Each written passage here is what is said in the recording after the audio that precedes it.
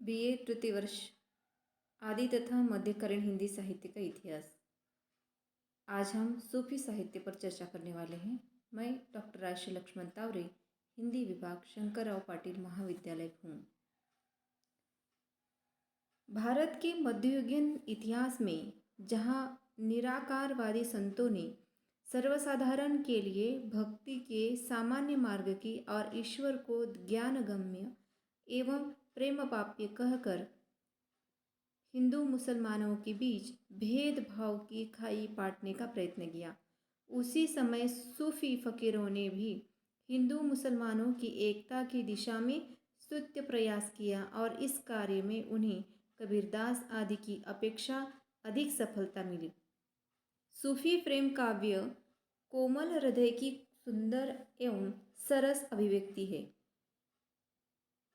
इसमें कुछ काव्य की प्रवृत्तियाँ देखी जा सकती है, जैसे कि निर्गुण संत। कबीर आदि ने धार्मिक क्षेत्र में हिंदू मुस्लिम जनता में एकता के लिए प्रयत्न किया, किंतु प्रेम मार्गी सूफी कवियों ने हिंदू मुस्लिम दोनों में सांस्कृतिक एकता का स्तुत्य प्रयत्न किया और इन कवियों को इस कार्य में उपेक्षाकृत अधिक सफलता मिली। सूफी लोग प्रकृति के प्रति मुलायम थे तथा मानव सुलभ संवेदना और उदारता से वंचित न थे। उन्हें अपने अव्यक्त अल्लाह तथा हिंदुओं के अकथ अगोचर ब्रह्म में कोई विशेष भेद न लगा। उनकी दृष्टि में मुसलमान और गैर मुसलमान में कोई पारमार्थिक भेद न था। उन्होंने हिंदू घरों में प्रचलित प्रेम कहानियों द्वारा अलौकिक प्रेम की अभिव्यंजना की। उन्होंने उस अव्यक्त सत्ता परम ब्रह्म को प्रेम के द्वारा गम्य बताया और यह प्रेम की साधना हिंदू मुस्लिम दोनों के लिए समान है। दूसरी विशेषता इस प्रकार है, प्रबंध कल्पना। सूफी कवियों ने अलौकिक प्रेम कहानियों के माध्यम से अलौकिक प्रेम की अभिव्यंजना की है। इनकी ये प्रेम कहानियाँ प्रबंध काव्य की कोटि में आती है। इन कवियों का उद्देश्य कोरी प्रेम कहानी न होकर प्रेम तत्व का निरूपण करना तथा उसका महत्व निर्धारण करना, अपने उद्देश्य की पूर्ति के लिए जहाँ उन्हें नए नए दृश्य, पात्र, प्रसंग, वातावरण तथा घटनाओं की नवीन सृष्टि करनी पड़ी है। प्रेमी और प्रेमिकाओं के मार्ग में बीहड़ बन, भयंकर तूफान, विषैले सांप, सुदुर्ग अजगर, विशालकाय हाथी, बलशाली गरुड़, पक्षी, राक्षस तथा यंत्र मंत्र और जादू टोना जानने वाले मानवों द्वारा बाधाएं उपस्थित कर दी है। यह सब कुछ उनके प्रेम की परीक्षा और दृढ़ता के लिए किया गया है। कथा के बीच बीच में प्रतिनायक और प्रतिनायिकाओं की भी सृष्टि कर ली है। प्रेमी और प्रेमिका का मिलन तो हो जाता है, पर वह स्थायी रूप ग्रहण नहीं कर पाता। जैसे पद्मावती और रत्नसेन का मिलन। पद्मावती, मृगावती, इंद्रावती और हंस जवाहर आदि प्रेम कथाओं के नायक अंत में किसी न किसी कारणवश मर जाते हैं और नायिकाएं सती होकर वैसे ही जीवन दे देती है। इस प्रकार कथा का अंत दुखमय हो जाता है। कुछ प्रेम कथाएं सुखांत भी हैं। भाव व्यंजना की दृष्टि से देखें तो सूफी प्रेम काव्य में विभिन्न दृष्टि से वर्णन हुआ है। सूफियों का प्रमुख जो प्रतिपाद्य है वह प्रेम है और प्रेम के वियोग पक्ष को उन्होंने अत्यधिक महत्व दिया। यही कारण है कि उन्होंने जितना ध्यान प्रेमी और प्रेमिकाओं के वियोग उसकी अवधि में झेले जाने कष्टों और अंत करने के लिए किए गए विविध प्रयत्नों का वर्णन करने में दिया है, उतना उनके अंतिम मिलन पर नहीं। सच यह है कि प्रेम का असली रूप विरह में ही रखता है, मिलन में नहीं।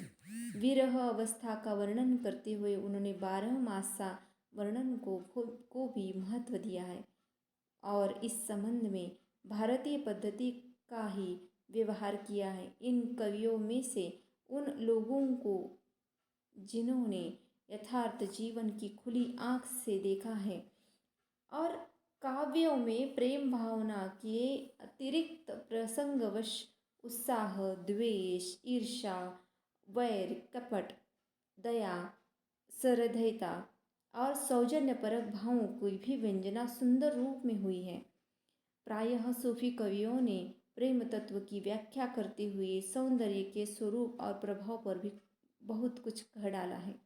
इन प्रेम काव्यों में नायक और नायिकाओं के जीवन के उतने अंशों को ग्रहण किया है जिनसे प्रेम के विविध प्रसंगों और व्यापारों की अभिव्यक्ति संभव थी। इन काव्यों की नायिकाएं संस्कृत साहित्य की नायिकाओं के समान ही सांचे में डली हुई थी। नायक का स्वरूप भी प्रायः पूर्व से निश्चित सा दृष्टिगोचर होता है। इन्होंने कहीं कहीं काल्पनिक पात्रों की भी सृष्टि कर ली है। कई ऐतिहासिक पात्र भी इन काव्यों में सूफियों के उद्देशानुसार कुछ भिन्न रंग पकड़ लेते हैं। इन प्रेम काव्यों का अर्थ और इति प्रेम है और सभी पात्र इसकी साधना और सिद्धि में प्रत्यक्ष और परोक्ष रूप में रत है। इन सूफी कवियों का प्रेम संतों के प्रेम से कुछ भिन्न है। कबीर आदि संतों के प्रेम में वैयक्तिकता का अधिक है, जबकि प्रेम के परिवेश में वैयक्तिकता के साथ साथ समष्टिगतता और भी बहुत कुछ है। यही कारण है कि इनके प्रेम काव्यों में लोक जीवन का भी चित्रण है, जैसे सर्वसाधारण का अंधविश्वास, मनोतिया, यंत्र तंत्र प्रयोग, जादू टोना, डायनों की करतूतें, विभिन्न लोकोत्सव, लोक व्यवहार, तीर्थ व्रत, सांस्कृतिक वातावरण बड़ी सफलता से अंकित किए गए हैं। इनके द्वारा व्यवहृत प्रचलित कथा रूढ़ियों तत्कालीन जीवन के समझने के लिए और भी सहायक सिद्ध होती है। इन्होंने हिंदू धर्म के रहन सहन, आचार विचार का सुंदर वर्णन किया है।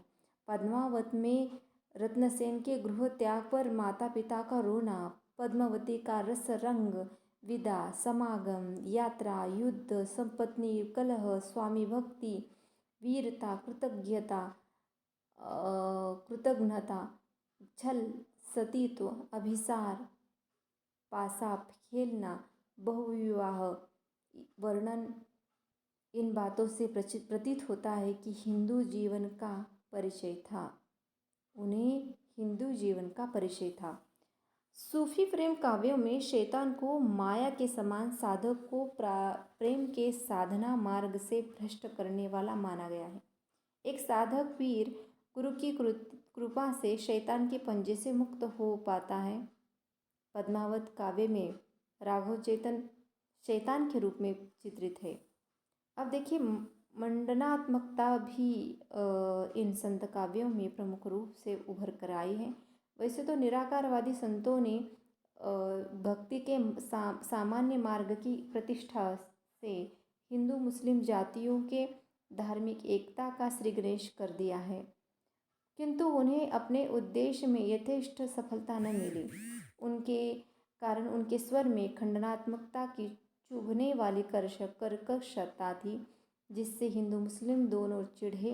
किंतु इन मुलायम स्वभावों के सूफियों ने किसी संप्रदाय विशेष का खंडन नहीं किया, बल्कि उन्होंने दो जातियों की एकता के उद्देश्य में अपेक्षाकृत अधिक सफलता भी मिली है। कारण इनकी पद्धति मनोवैज्ञानिक थी। सूफी काव्यों की सबसे बड़ी यह विशेषता है कि उनमें प्रेम का प्रमुख स्थान है और नारी को इसमें इसलिए महत्व दिया गया है। वह परमात्मा का प्रतीक है। नारी एक वह नूर है जिसके बिना विश्व सूना है।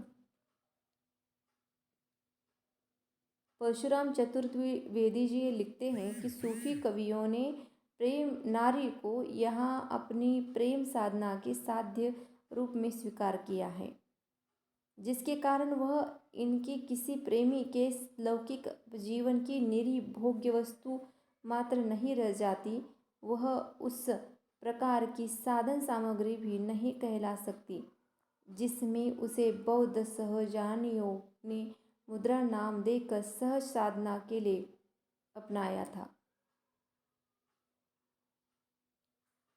प्रायः काव्यों में स्वकीयता का चित्रण है। हाँ,